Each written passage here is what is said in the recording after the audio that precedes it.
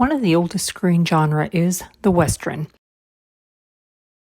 It emerged by the 19th century and was established in the pre-cinematic form like novels, narratives, theatrical plays, just to mention a few.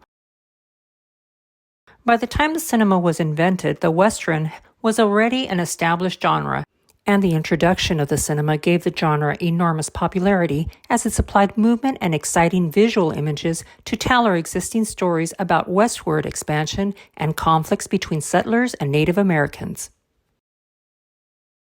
But what characteristics makes a Western movie? Let's find out. A true Western movie must have the following to fit the genre. Open plains with desert towns with dust, usually in the West. A hero, a solitary man, single, masculine, a lone wolf, if you will.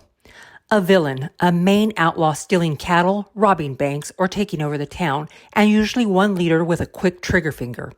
A whole lot of horses, stagecoaches, trains, herds, and cattle. Fistfights that are usually in the proximity to a saloon or bar. Climatic gunfights are especially important and usually are the climax of a Western movie where the hero and the villain usually resolve the problem. Distinctive Western clothing. This one is necessary. In 1960 came what a lot of people call one of the best Western movies ever made, The Magnificent Seven.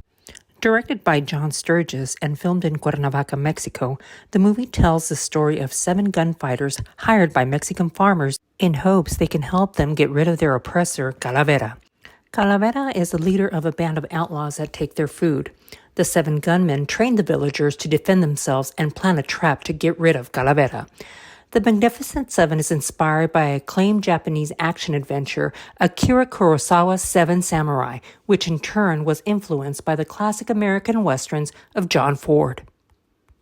The website The Ringer mentions that director John Carpenter referred to The Magnificent Seven as the beginning of the end of the great American westerns. It was the last great studio western before TV and Vietnam-era revisionism took the genre in a different direction.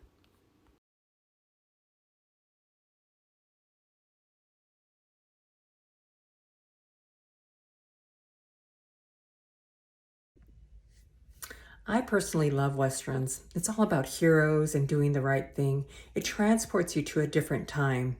With Westerns, there's usually a great lesson to be learned on how to be strong and stick up for the small guy.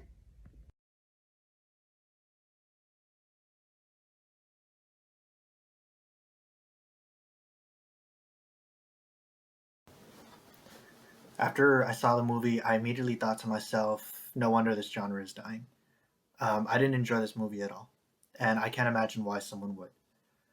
This movie isn't even an original. In actuality, it's a copy of like a Japanese movie that's kind of based around like the same idea and stuff like that. During the 60s, we had Martin Luther King, we had Neil Armstrong, and we had the Beatles. Those were like the biggest things going on during the 60s and stuff like that. So I can't see how this movie was trying to relate to like social issues or try to teach us a lesson and stuff like that.